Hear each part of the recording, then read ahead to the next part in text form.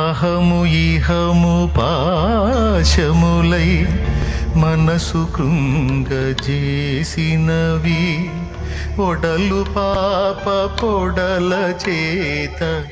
ఏహ్యమాయను కలుష దోష పాశములే మనసు కృంగదీసినవి ఒడలు పాప పొడల చేత ఏహ్యమాయను గణదైవమా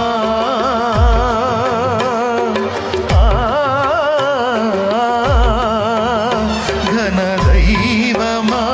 ఈ తరుణమించి శరణమీయుమా